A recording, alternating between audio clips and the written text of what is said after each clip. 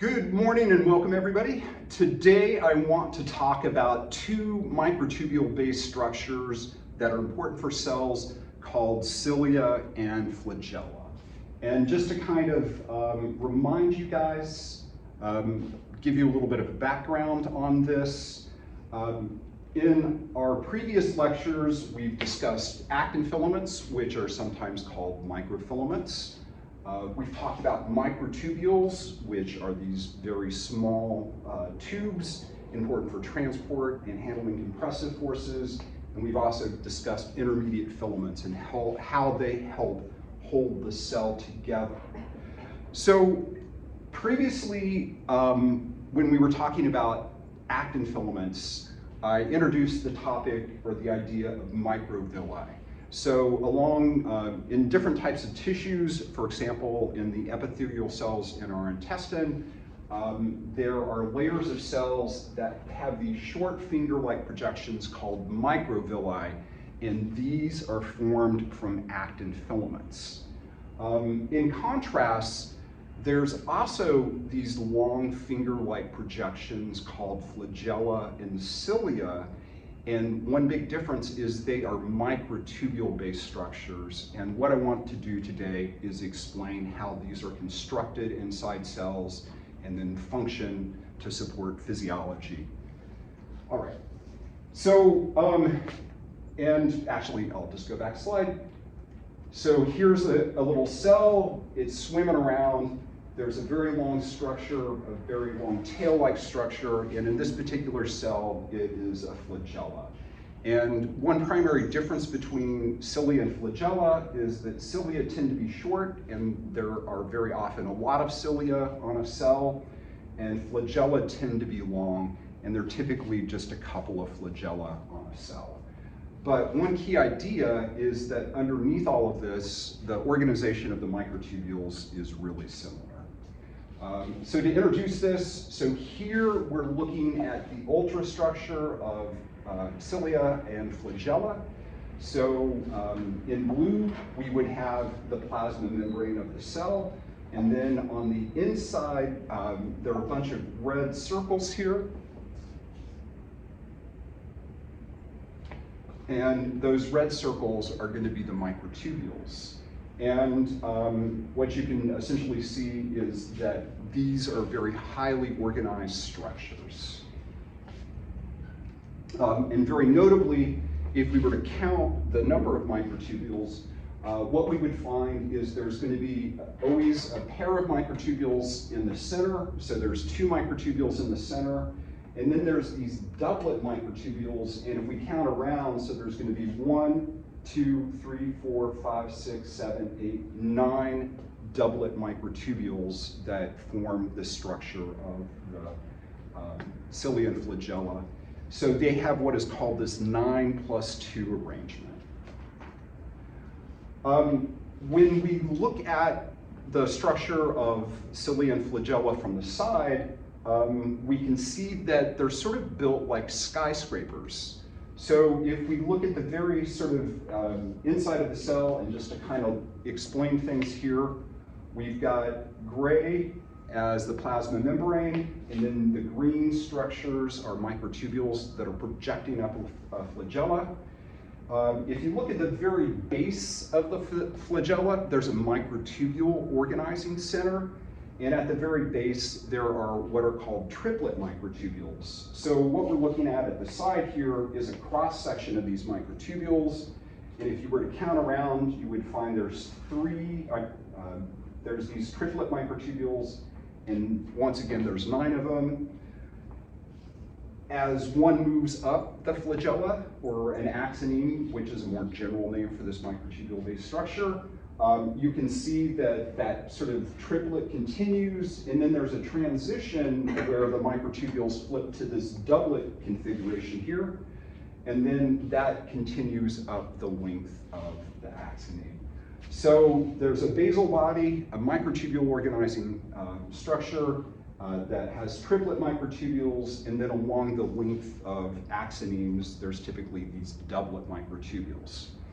So you might wonder, what is the importance? Why are we talking about these singlet, doublet microtubules?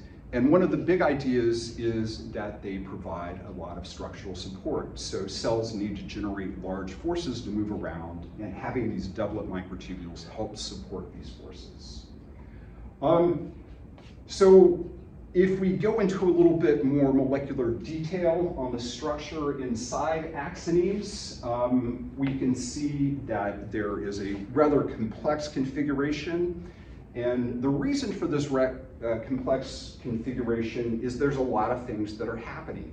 So these flagella, in order to power cell locomotion, need to generate forces. So there's molecular motors that are embedded in this complex, and in fact they're shown in red here, that are moving microtubules against each other, causing things to move around. This whole process needs to be regulated, so there's going to be force sensors, things that are like measuring or taking in information about the configuration of the motors. And then finally, there needs to be structural support. So all of these microtubules need to be held together as a structure so it can work together and generate forces. So if we look at some of these structures in detail, in the last lecture, we introduced dining, and the dining we talked about was called cytoplasmic dining. So this is a type of dining that's really important for generating or moving cargoes around inside of cells. What we're looking at here is what is called axonemal dining. So it is a specific type of dining that is unique to axonemes. And if we sort of look at this structure in green, once again, we've got our doublet microtubules, and we have these dining molecules that in fact are going to be walking along different pairs of microtubules to generate forces. In addition, if we look over here, we have these doublet microtubules, and there's these links between them. These links are called nexons, and they're holding this structure together. So this is force generation, structural integrity, and then in addition, there's these structures that poke out here called the radial spokes. And what the radial spokes are doing is they're helping to coordinate dining's activity. So when a flagella is generating motion, the activity of the motors needs to be coordinated so the motors aren't working against each other. In fact, they're working together. So when we look at a complex structure like this, we just want to understand there's force generation, structural integrity, and then sort of coordination or force sensors that are embedded on the inside. As part of the sort of experimental evidence to support all of these ideas, a classic experiment was to remove axonemes from cells. Very often people use Chlamydomonas, so it's a type of algae that has nice long flagella. Then if we look at the structure here, so what we've got here are sort of a side view of a flagella, and we've got our doublet microtubules here. You can see there's the plus end of the microtubules on one side, and then the minus end on the other. And then all of these little structures here, these are axonemal dinings. And once again, the big difference is that instead of the sort of end domain here carrying cargoes, the tail of dining is directly associated with the microtubules. So to show that, well, nexon in particular is holding things apart, what happens is that nexon can be removed, and then when dining is activated, what one sees is that these microtubules slide apart from each other. So the sort of configuration is we've got a flagella, and it's going to be generating this sort of bending motion. There's a bunch of microtubules inside, and then dining is sort of cross-linking all of these microtubules, and it's trying to walk to the minus ends of microtubules. So when dining gets activated, the microtubules are sliding apart from each other. If nexon's removed, this whole array just slides apart. When we have the intact system with these cross-linkers, now, and just to kind of show this, so here would be 4 different doublet microtubules. We've got our dining molecules right here, and then our nexin in blue. And the idea now is that when we have an intact system and dining gets activated, dining's trying to slide these microtubules apart, and when it does, it bends the system sort of like this. So you can imagine one side's kind of getting shorter, the other's getting longer, and then it's going to rotate around, and then on the other side, things are going to be relaxed, and then microtubules are going to be sliding apart. So you want to think about these motors, they're working on the microtubules, but the activity, once again, needs to be coordinated. And when it does, a rhythmic motion can be generated. And here we see the periodic bending of the flagella. So for example, this would be the flagella here, this long tail-like structure. And what you can sort of see from both the movies and the sort of diagram here, and this would be in Chlamydomonas, so it has the 2 tails over here. You can see that the motors are working together to generate this sort of periodic motion. And this is how the motility is generated in flagella. So, okay. So I guess like in earlier lectures, we talked about cell crawling, how actin and myosin are working together to rip substrates, generate traction forces. In other types of cells, flagella are generating forces through microtubules to allow them to swim. Just like the regulation of axonal length is a really important problem, it also turns out that the regulation of flagellar length is important. So for example, in cells, many types of sensory cells, they have cilia that tend to be really short structures, and then flagella tend to be much longer. And then depending on the circumstances, in some cells, flagella can be very long and very short. So the length of a flagella is very tightly regulated, and the way it's regulated is through transport. So kind of a fundamental idea that comes up again and again is that very commonly there's going to be a source where new material's being made, that needs to get transported and then utilized someplace, and then eventually stuff needs to be broken down and returned into the cell body so it can be degraded.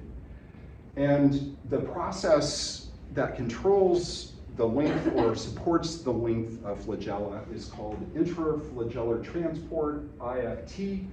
And yeah, it's important for length control in both cilia and flagella.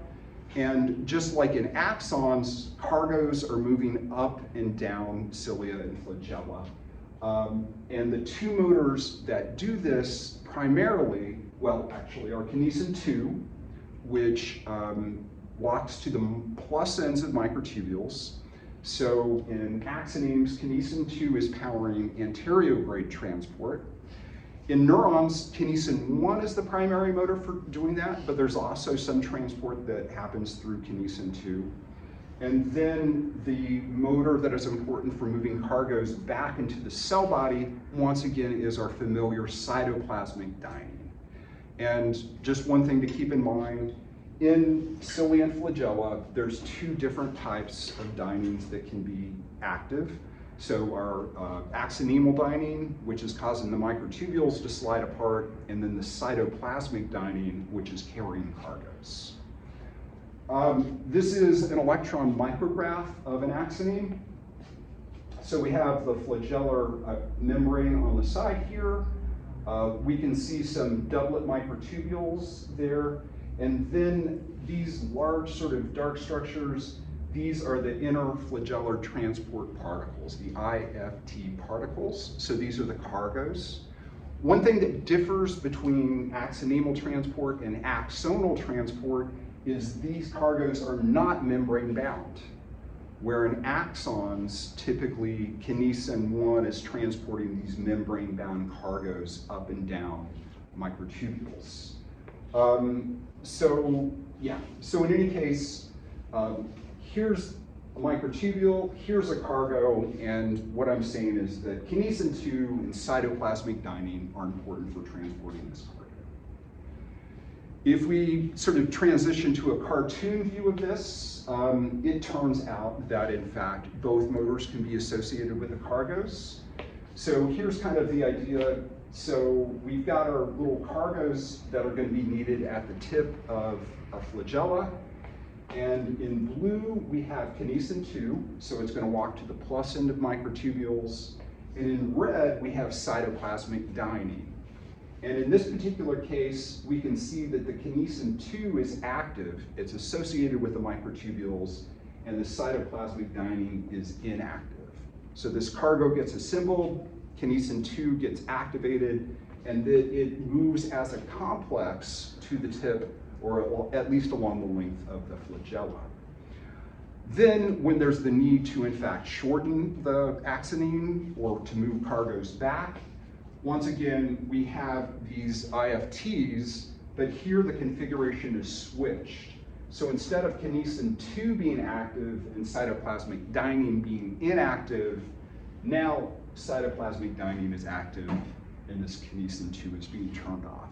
So this implies that there's a coordination between these motors that's important for regulating the transport of these cargos. And these are, once again, important ideas also in the context of understanding axonal transport. Okay. So, so far we've established mechanisms for the motility of flagella. We've talked a little bit about how they're built up from microtubules, and then the importance of kinesin 2 and cytoplasmic dyning for the controlling the length.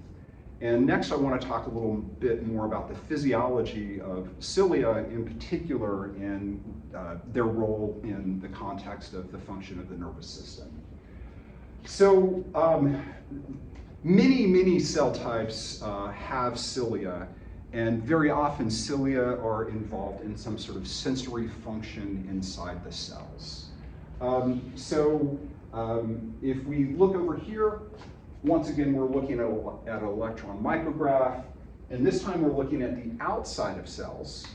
And this would be the plasma membrane of the cell. And you can see these nice little white structures that are sticking out.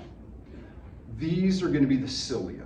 These are going to be these microtubule-based structures with a 9+2 arrangement of microtubules. And in this particular case, we're looking at epithelial cells lining the inside of the kidney. And as probably everybody appreciates, the kidney is really important for filtering different types of fluids, and having the kidney be able to sense the motion of fluid through it is important for its function. And these cilia are these receptors or these sensors for fluid motion. So in some cases, these primary cilia are essentially force sensors. They're out there, they're sensing the environment for the cell.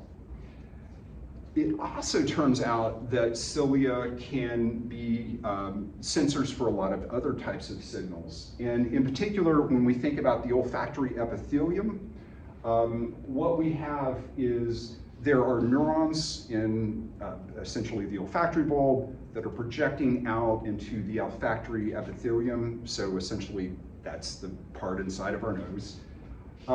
And there's going to be layers of non-neuronal cells, and then we'll have neuronal type cells that are going to actually be connecting to the olfactory bulb. And what one sees is that in the mucosa that is lining the olfactory epithelial, that there are many cilia that are projecting from each sort of cell. And what's happening here is that there are different types of receptors on these cilia that are able to detect different molecules that we perceive as odors, and then that information gets transferred into the brain. So in that first case in the kidney, these cilia are acting as force sensors. In our neurons, in our olfactory epithelium, these cilia are acting as chemoreceptors. So cilia, once again, important for sensing information about the outside world. Another place that it turns out that cilia are important for sensing information is the cells in our eyes.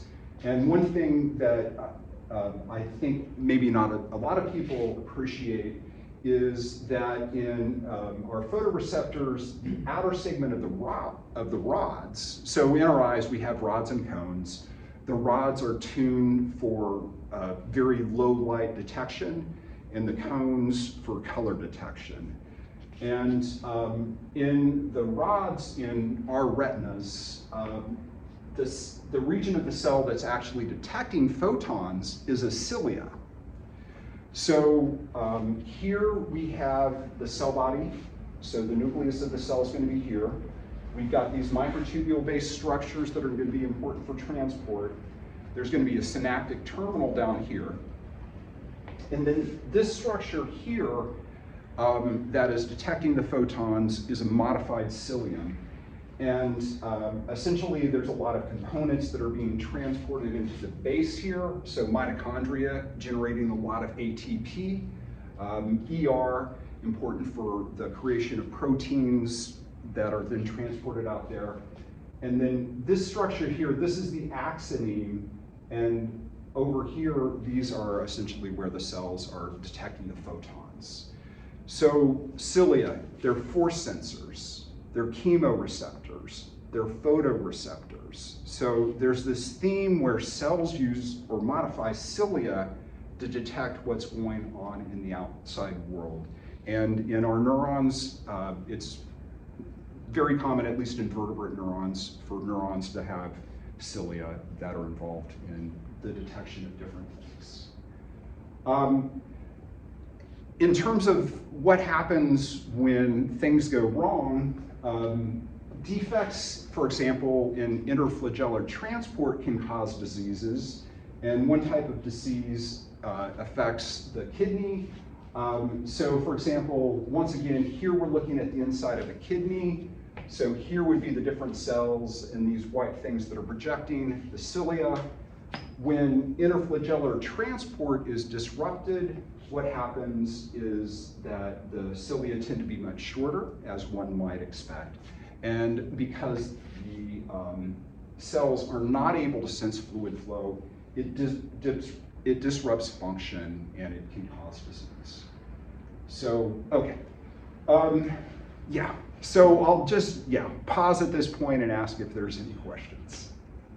Yeah, go ahead. So like in one of the labs we did in 191, we saw that the eye spots of euglena like functioned like a photoreceptor, but it used light-gated ion channels. Yes. Is that the same mechanism by which the cilia works in our eyes?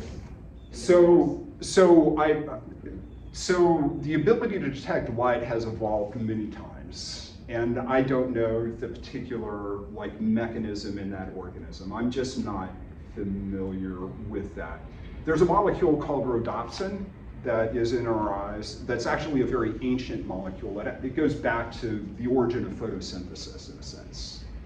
So there was a bacterial rhodopsin that evolved very early. Then that went on to form the basis of some of the molecules involved in photosynthesis. And then that's been repurposed many, many times in the course of evolution. I don't know the particular details, but very often rhodopsin does allow the control of ions across the membrane and whatnot. So, yeah. I can show you Yeah. And yeah. So does that? Yeah. That's pretty much where it's at. I mean, you've got your rods and cones in the retina of your eye that allow you to detect whether or not it's a color or if it's just light in general. And like you said, rhodopsin is present in I think all of those. And they have other different proteins, but rhodopsin itself takes the energy of the light and then sends that to the rod or cone. And they're different sizes of cones. I'll show you later. But yes, no, in any case. So yeah, but the ability, vision is a really important thing. Light detection has evolved many, many different times. And yeah, I don't know the particular details there, but it's very possible.